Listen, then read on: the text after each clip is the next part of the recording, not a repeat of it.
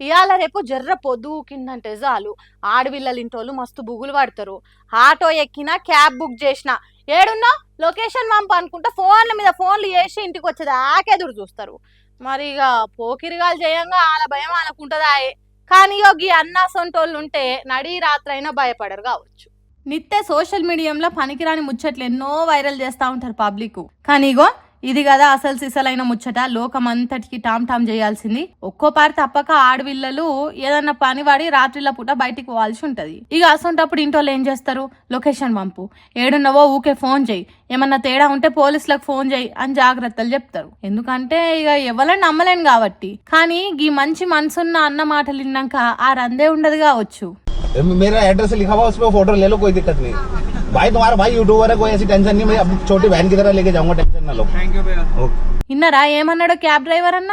నా కార్ మీద రాసి ఉన్న నా అడ్రస్ నంబరు అన్ని ఫోటో తీసుకోర్రి. ఆమె మీకే కాదు నాకు కూడా షెల్లే అని ఎసొంటి భరోసా ఇచ్చిండు కదా. ఢిల్లీలో గిట్లనే ఒక ఆమె క్యాబ్ లో రాత్రి పోవాల్సి వచ్చింది. ఇక వాళ్ళ అన్న కార్ ఎక్కి అని వచ్చినప్పుడు జాగ్రత్తలు చెప్తుంటే చిరాకు పడకుండా మీకు ఏం భయం లేదు సారు, అంత డౌట్ అనుమానం ఉంటే నా డీటెయిల్స్ అన్ని తీసుకోమని చెప్పి ధైర్యం ఇచ్చి తోడ ఉట్టిన షెల్ల లెక్క నీకేం రందిలేదమ్మా, మీ అన్నకారే అనుకో, నిమ్మలంగా కూసో అందొలకపోయిండు.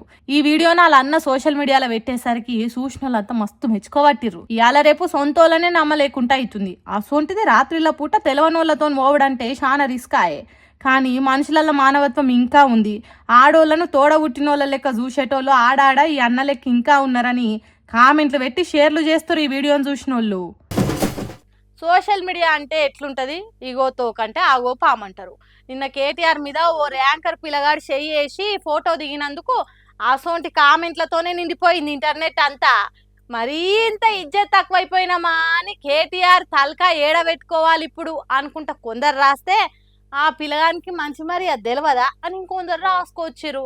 మరి ఇంతకా ముచ్చట్లు ఏమైంది, ఏం కథ అనంటే, ఎవరన్నా లీడర్ పబ్లిక్ మీద షేర్ చేసుకుంటేనే కాదు, లీడర్ మీద ఎవరన్నా షేర్ చేసి ఫోటో దిగినా పెద్ద పంచాదే ఉంది పొర్రి. జేఈ మెయిన్స్ లా తెలంగాణ టాపర్ అయినందుకు వివన్ మహేశ్వరి అనే పిల్లగాన్ని పిలిచి శాల్వ కప్పి సన్మానం చేసిండు కేటీఆర్. ఆడదాకా అంత మంచిగానే ఉంది కానీ ఆ ర్యాంకర్ పిల్లగాడు కేటీఆర్ మీద షేర్ చేసి నవ్వుకుంటా ఫోటోలకు ఫోజులు ఇచ్చే వరకల్లా సోషల్ మీడియాలో ఈ వీడియో ఫుల్ వైరల్ అయి పబ్లిక్ లా కొందరు పని కట్టుకొని కామెంట్లు పెట్టుకొచ్చేదానికి వచ్చింది కథ.